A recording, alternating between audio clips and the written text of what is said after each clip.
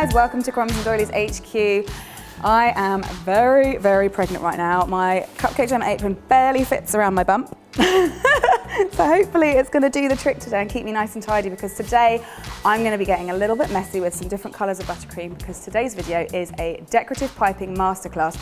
Now you might have already seen on CupcakeJemma.com, my website, that I have added a bunch of cool cupcake and cake decorating tools, as well as my lovely merch. And we did a video on the big piping nozzles that we sell on that website a few weeks ago, but today I'm going to show you the small ones. So we've got a petal nozzle, a grass one, a leaf one, a closed star, an open star, a simple round nozzle. This is a coupler, and this is a reusable piping bag, and it all comes in this lovely cardboard tube, which we will post out to you no matter where you are. So I'm just going to show you how you can use each of these, but don't worry if you don't have this set and you have sort of various other piping nozzles that you've been collecting over the years. This is just to give you an idea of how to use some of the more simple and more complicated piping nozzles, and it's just going to be lots of fun. So I'm going to start with the simplest one, which is the round one. So I've already got my piping bag loaded up with orange buttercream. And I always think it's good when you're practicing to start on greaseproof paper, because that way you're not wasting buttercream. You can always scoop that back up and reuse it, rather than going straight onto your cake and potentially ruining it, you know, if you haven't quite got the hang of it yet. So the round nozzle is best for straight lines, curvy lines, writing, dots. You can also do some really beautiful, simple trims with it. So I'm going to start with lines. So you want to make contact at one side and then lift up your nozzle a little bit so that you get a nice straight line, and then make contact at the end.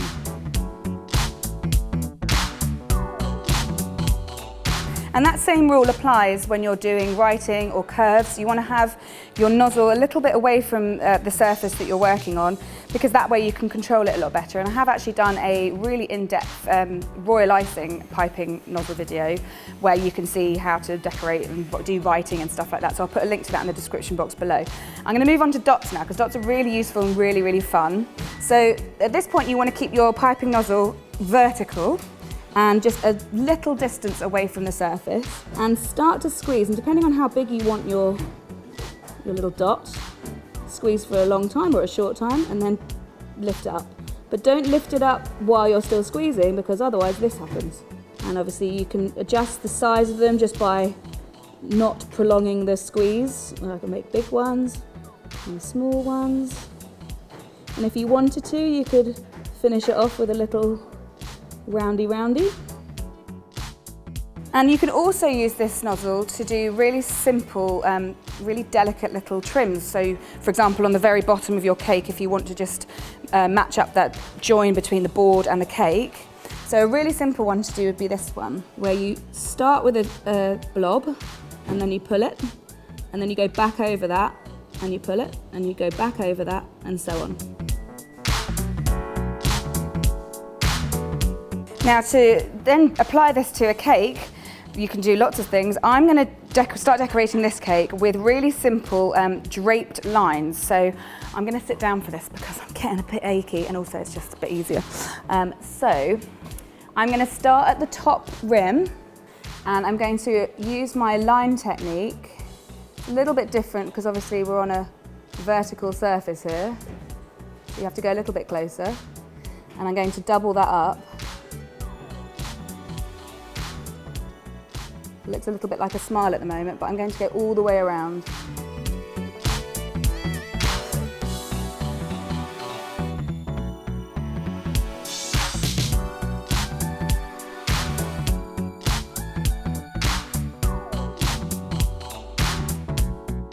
Now before I move on to my next nozzle, I'm going to use this same nozzle just to do a few little dots as extra embellishment.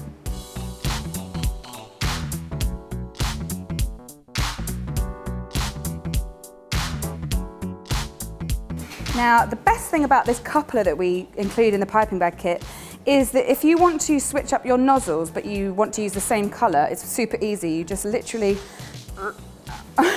unscrew the coupler, take your old nozzle off, put a new one on, and this one I'm going to be using is the open star nozzle, and then screw it back on, and voila, you have a ready filled piping bag for your next nozzle. So this open star nozzle is really, really handy for a whole bunch of things. I'm going to keep it really simple to start with and just do little ice gem star blobs. So in the same way that we did the dots with the round nozzle, keep it a little bit away to start with and then start to squeeze, and then as you pull away, keep squeezing, and then you get this lovely little tip.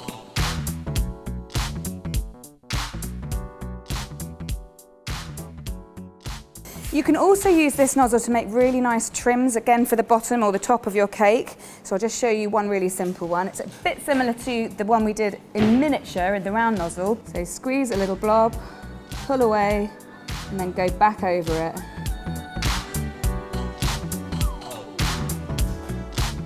And then in the same way, we can do sort of what I call shells, and that's what I'm going to be doing on this cake just to finish it off, where it's basically just a single version of that. So squeeze, push forward, and then come back and then pull off.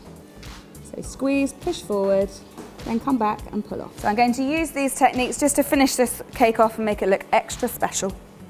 Get my seat though.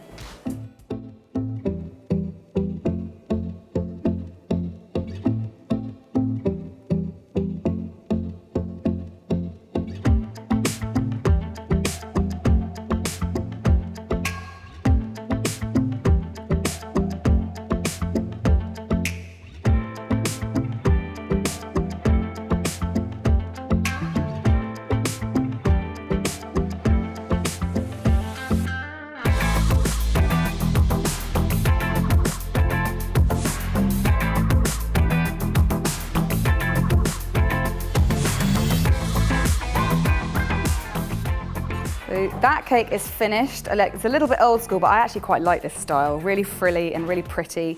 And obviously there's a bunch of stuff that you can do with that nozzle, so go nuts. So I'm going to move on to the next nozzle and my next cake. So I've got my pink base cake, and I'm going to be using, to start with, the closed star nozzle, which is this one. And you can use this one in a similar way to the open star. It just has a slightly more roughly intricate shape. You can do similar sort of ice gem blobs if you like, even the similar trim. Sally really likes it when I build up a nice tall blob, so I'll just show you how to do that for funsies. So again, with your nozzle vertical, start squeezing and allow it to come out and ruffle, and just build it up high as you like. So you can try and make them as tall as possible. Sally likes to put little googly eyes on them, make them like little people. I just think they're really sweet. So obviously that's, you know, not necessarily as versatile a decoration for lots of cakes and stuff, but it is really fun, so have a go with that. You can always, when you're practicing, scoop it back into your bowl and reuse that buttercream, so no wastage there. You can also do a really, really cool trim, which is kind of, I don't know what it's called, but it's kind of like a figure of 8 trim. So it's a similar trim that you'd put around the bottom or the top of your cake. So start by pushing forward and then bringing back like an S, but then going back on yourself in the opposite direction.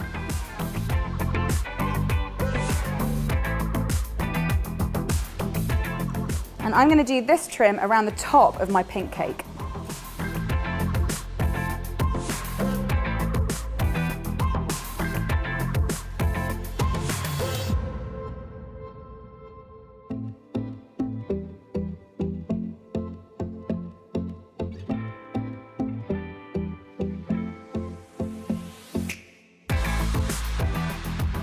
Which I think looks really, really lovely and pretty. You could do that on the bottom as well if you want.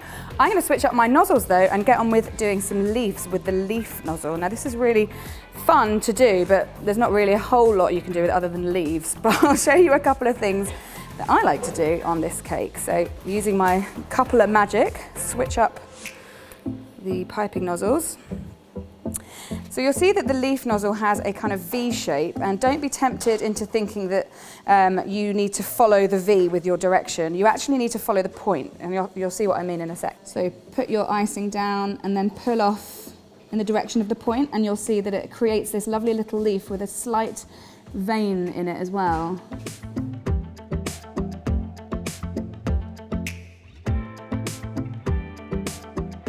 So So I'm actually going to use that technique to do two different things. One is to create a kind of border, a straight up and down border, and one is to create a kind of cluster of leaves.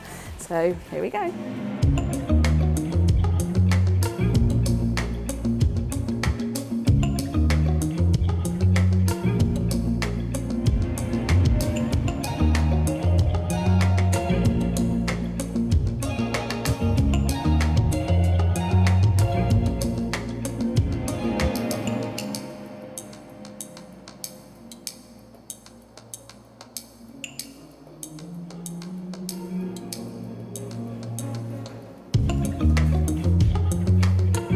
So this isn't quite finished yet because I'm going to move on to my next nozzle, which is the grass nozzle. That's the one with lots of little holes in it, and I've put it onto my orange piping bag because I want to give these some orange embellishments. But first of all, I'm going to show you on my paper what you can do with this. So the first thing is obviously grass. So I'm using orange, so it's not going to be quite like grass, but you'll get the idea. So with your bag vertical, make contact and then pull away as you squeeze. So really useful if you need to cover an entire cake or cupcake, gosh, an entire cake, that would take ages, with grass or kind of fuzzy hair. This makes really nice piñata kind of style. So you could change up the colours and cover the entire cake with like a shaggy piñata pattern, which would look brilliant. Another thing you could do would be to just create piles of spaghetti, which is just brilliant to do basically. And it's, as you would expect, squeeze onto the paper and then just pick it up and wiggle it all around. Ooh.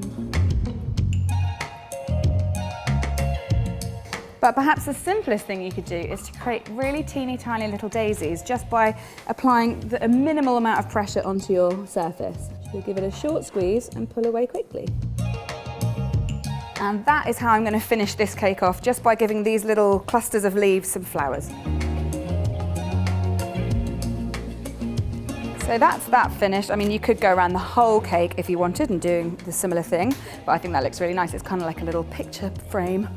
So the last nozzle we're going to use is actually going to make my favourite of the three cakes that I'm going to do for you today, using this snazzy turquoise base, and I have a very, very nice bright pink icing, and it's the petal nozzle, which is this one, slightly fat at one end, pinched at the other like a teardrop. Now we also include a really big version of this in the other piping nozzle kit, which Sally and I showed you how to use a few weeks ago. They're really good for making petals on cupcakes and ruffles and stuff, and exactly the same applies to this one, obviously, albeit very much smaller. But I'm going to show you my favourite way of using it, which is the kind of, I'm going to call it the squiggle wiggle. So I'm going to show you on the paper first and then go straight onto the cake. So I've got my piping bag on a slant and I'm going to start wiggling, and as you can see I've got the pointy part of the nozzle facing up.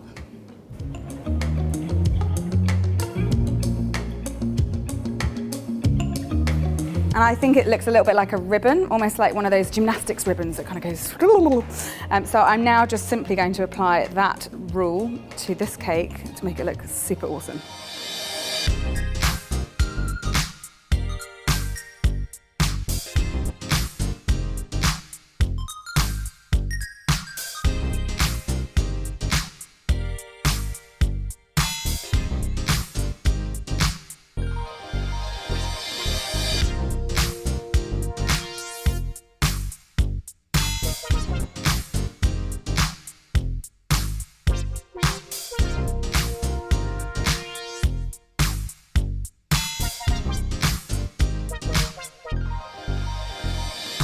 Pretty cool, huh? But I'm going to finish it off using my old trusty small round nozzle just to do a little bit of beading at the bottom using dots.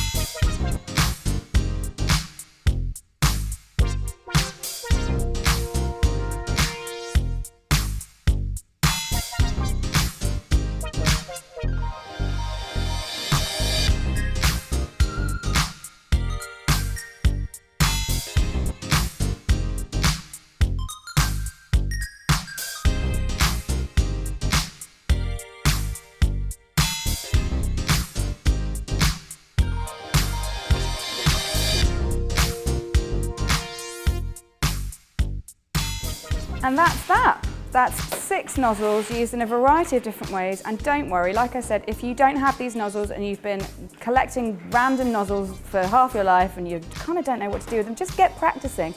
Make yourself some buttercream or some royal icing, get yourself some greaseproof paper, just have a go.